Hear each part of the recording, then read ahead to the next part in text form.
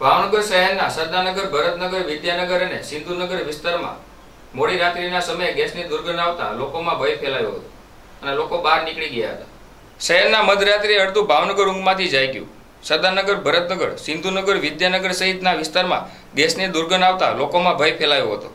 રાત્રે 1 વાગ્યાથી 3 વાગ્યા સુધી તીવ્ર ગેસની વાસ આવીને હોવાની સ્થાનિકોમાં ફરિયાદ નોંધાઈ હતી, જેને ફાયર બ્રિગેડને જાણ કરાતા ફાયર બ્રિગેડ ઘટનાસ્થળે આવીને 3 કલાક સર્ચ ઓપરેશન હાથ ધર્યું હતું. પરંતુ ગેસ લીકેજ કોઈ જગ્યાએ જોવા ન મળતા ગુજરાત ગેસને પણ જાણ કરવામાં આવી હતી. હવે જોવાનું એ રહ્યું કે આ વાસ ગુજરાત ગેસની હતી કે કોઈ કંપની દ્વારા ગેસ છોડવામાં આવ્યો હતો. શું આ ઘટનાની જીપીએસબી તપાસ હાથ ધરશે તે જોવાનું રહ્યું, જેને લઈને રાત્રિના સમયે લોકો ઘરની બહાર નીકળી ગયા હતા.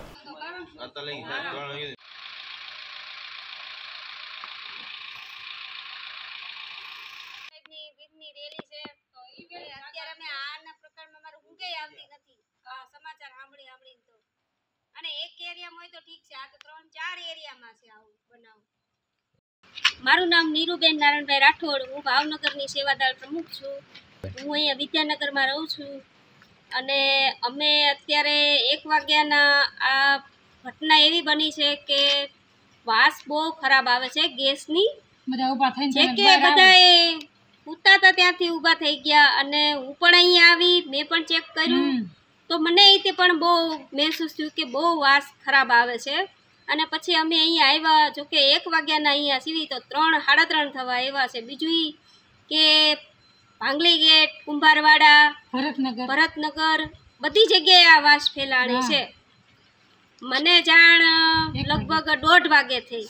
એ આપણે ફાયર બ્રિગેડ વાળાએ મને કીધું કે આ રીતે અમારે પહેલો ફોન આવ્યો તો ઘોઘા જગાત નાકા બાજુથી, અને એને મને જાણ કરી એટલે પછી મેં વિચાર્યું કે અમે તે કંઈક કોશિશ કરી અને મેં બધી બનતી કોશિશ બધાને ફોન કર્યા છે. એમને મને એ જ કીધું કે અમારે 2-3 કોલ આવી ગયેલા છે કે આ બનાવ લગભગ 3-4 ફોન આવ્યા હતા કે આપણો સરદારનગર, પછી અહીંયા ભાંગલી ગેટ, એ બધેથી ત્યાં વાસ આવે છે.